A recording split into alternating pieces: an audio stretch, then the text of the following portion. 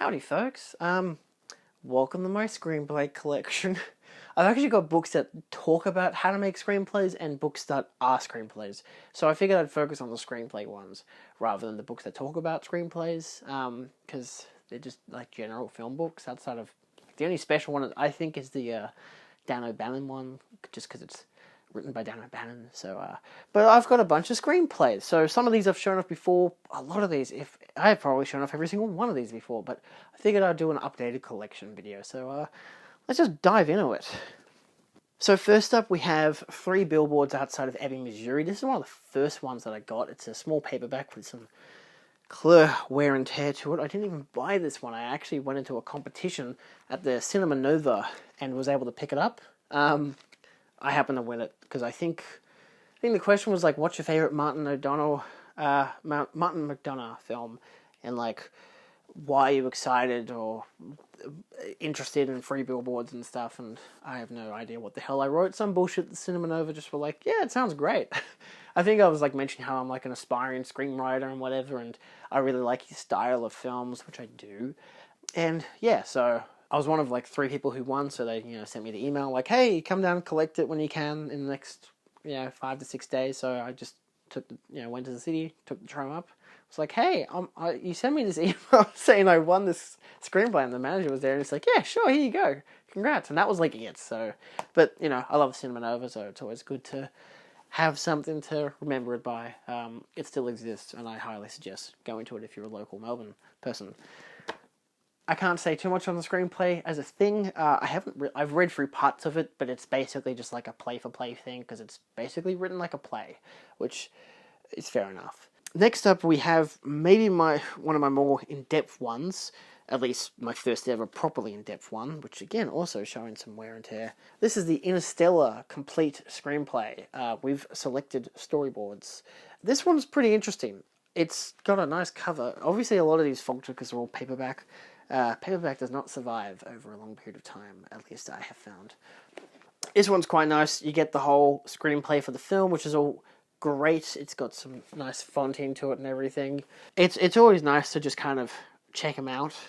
But of course, then it does have select storyboards and whatever, which is great. I don't think there's much else in it, but yeah, it's basically just that. Yeah. But still, it's nicely detailed, all written up and stuff. Half of it's a screenplay, half of it's storyboards. Obviously, it's not the full storyboards for the film. That would make this book really, really big. But yeah, I really love Interstellar. I think it's probably my favorite of Nolan's films. So, it's a pretty good one to pick up, especially because it has a great visual style to it as well. Like, there are a lot of different kind of things and in fantastic sequences. Like this one probably being most people's favorite, like the intense sequence where he has to dock and the whole thing's spinning at a really fast speed. Good shit. So, well documented. Next up, I have my newest one, which is Fleabag the Scriptures. This one looks all fancy and stuff. It looks pretty good because it's only been on the shelf for like a month. So this one is the script for every single episode. For example, there's episode 4's title for Fleabag. But yeah, again, mostly written like a play. Not too much else, which I think works in its own right. Like, oh, there's swearing in that. Wow, it actually says arsehole, but with an A-R-S-E. Cool. And yes, she is called Fleabag and does to camera. But yeah, I think it's a really well-written show. I won't go into like the last season, but it does have every single episode of both seasons. I'd highly suggest watching the show as well, but it's pretty faithful back and forth. So, if you really like Phoebe Waller-Bridge and how she writes, especially for Fleabag, then I definitely pick this up. This cost me about $30 so, for its price, it's pretty good.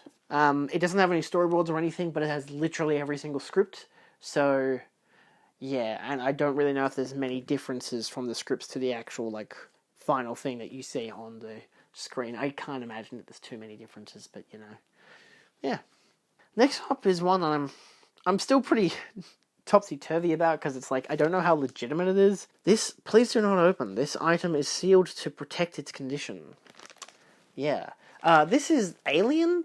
I got this on Facebook for like $20. It says it's by Walter Hill and David Giler, even though, and it says revised final draft from December 28th, 1978.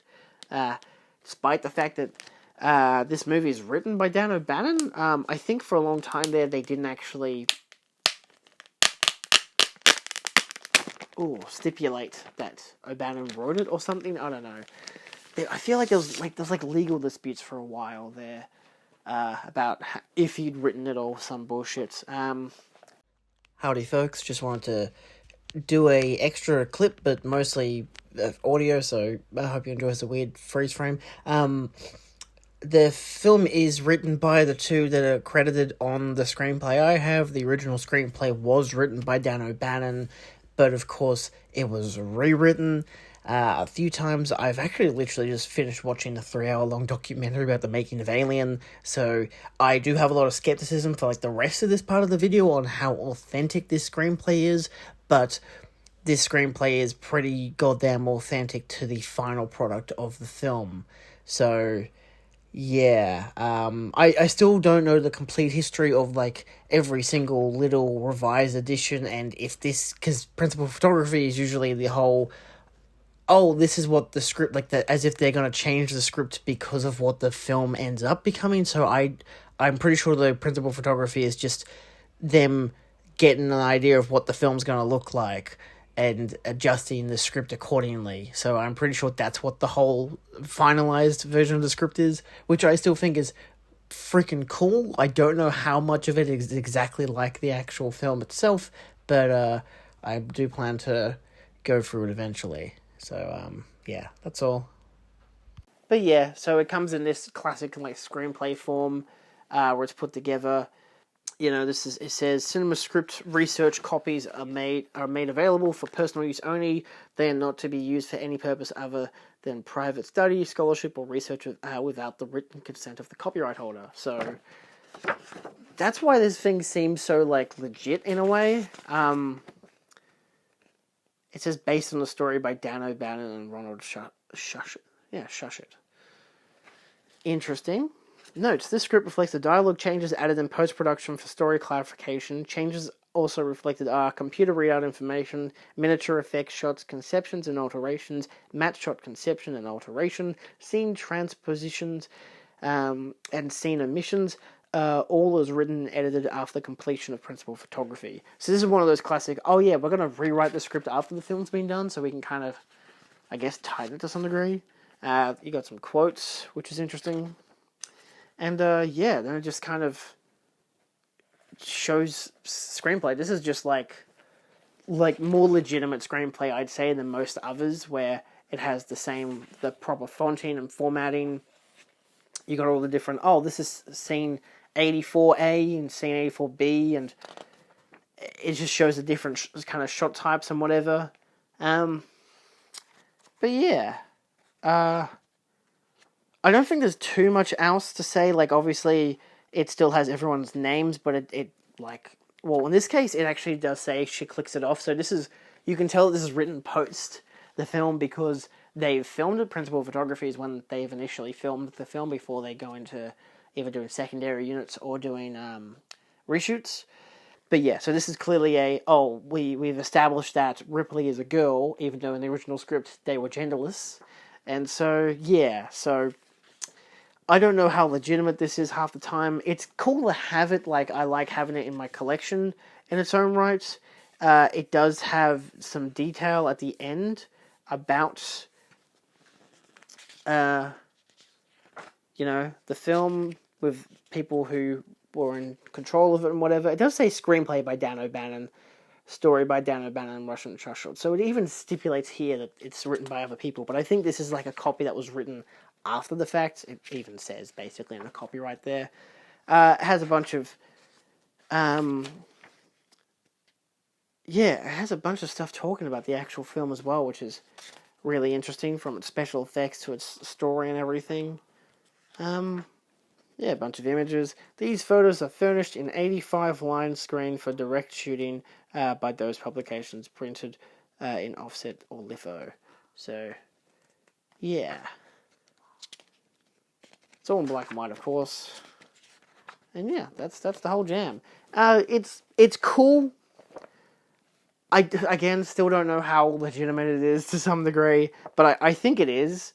I haven't done a lot of research into the actual writing of the film, but, someone will write the original script, other people repen it.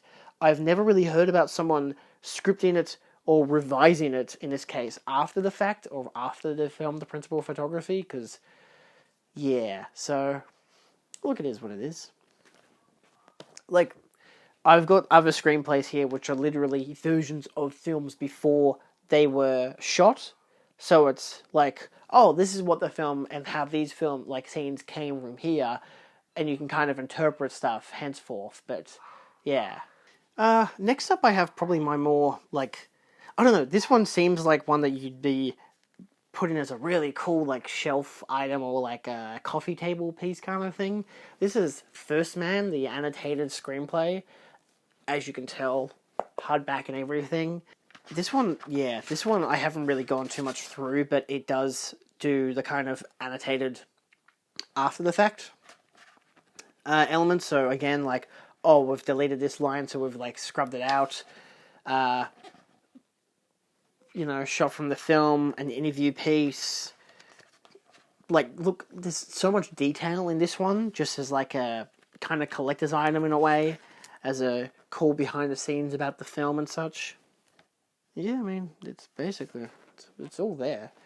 I haven't again gone way too much into it. I picked this up for $10. I think $10 to $20 in store, and it's worth a lot more than I bought it for. But it was just on sale because clearly they were like, well, no one's buying this, so let's just try to sell it. And so I got it for a really cheap price because of that. But I really like the film. So, and I love anything to do with early NASA with moon landing and stuff and just space exploration. I love a lot of those movies and TV shows. It's kind of been my thing this year to be moon landing stuff and whatever. I don't know. And space, that's why I've got the Lego Saturn V. I've got this. I've got, For All Mankind on Criterion. I've been watching For All Mankind as it comes out this year. It's been fantastic. So, yeah, I don't know. But I definitely suggest this if you can. I mean, if you can get it for a cheap price, then sure. But, as a way that kind of delves into, the making of the film and stuff, it's definitely really well produced. And this is, something you could look at for, the nice cinematography and stuff, as well as for interesting behind-the-scene facets and stuff like that. So, yeah, comparisons, for example. It's good stuff. And last but not least, we have Creature from the Black Lagoon and Hold That Ghost. I've already done a video talking about these two, but I'm happy to delve through it more again here, just in case you haven't seen those videos. So these are a part of the Universal Film Scripts series. And that one's just the film script series. This one's the Classic Science Fiction Films Volume 2. I don't know what else they have. I know they've got a lot of the Frankenstein, Dracula and stuff like that. They've got I think it's called Return of Frankenstein or something before Bride of Frankenstein became Bride of Frankenstein. But I've got the paperback versions from Amazon. They're kind of cheaply made and whatever, but it works for what it is. You got a recreation of the screenplay, which is just kind of an awkward photocopy. And it's a pretty revised version, but pre the final version being made. You get this whole behind the scenes talking about the film, the making of it, the concept and all that. So you get a whole history. And then at the end of it, you get wow, that's actually a lot of a script. I forget how minimal this one is, but you get all the merchandising and the advertising and stuff like that. Mostly just advertising stuff. So, it's nicely detailed, and me being a fan of the movie, it's cool to have. And then, of course, you got Hold That Ghost, which is double the size. But yeah, it's got a much more cleaner look. It's actually the screenplay, pre the film became, a proper Abbott and Costello comedy, which is a wee bit disappointing. A lot of people would probably not like it because of that. But it has a whole bunch, pages upon pages upon pages upon pages of detail about the making of the film and Abbott and Costello as a whole. So, yeah. Not to mention the fact that, of course, after the fact, it has all this advertising stuff. so about the film, and like proper research and essays and everything. So as a collectible thing, this one's probably the better one. It just seems better produced overall, and I'd imagine that for a lot of the screenplays and stuff for Abbott and Costello films, they're probably still quite funny. I don't know how many of those films are improvised, to what degree at least, but yeah, I definitely check them out. These are the paperback versions. You can get hardback, but they look exactly the same. So, yeah. And as an overall, that's currently, I believe, my screenplay selection. I have, obviously, a fair few. The only one I really, really like to get is The Counselor, because my mate Guy has The Counselor screenplay, and him and I both really like the film, especially the extended cut. But yeah, he has done a thing where he's watched the film and read the book, like read the screenplay at the same time. I haven't done that with any of these. I don't really know if I would, but maybe one day, because, I'm big enough to the kind of deal where I'm starting to get into audio commentaries, so that's basically like a very similar element. So, yeah. I know they do it with like videos online and like, screenplay channels, and the Oscars do it when they're like, oh, we're like, here's a scene from this film and here's how the screenplay laid out, because this is like the Oscar for best screenplay or best, adapted screenplay or whatever. So, yeah. Anyway, yeah, if you know more about the Alien one, give me a heads up, but I just like to have it. It's just a kind of cute collectible thing that probably isn't legit, but I don't really mind. It is what it is. Anyway, that's all. Thanks for watching. I'll see you next time. Adios.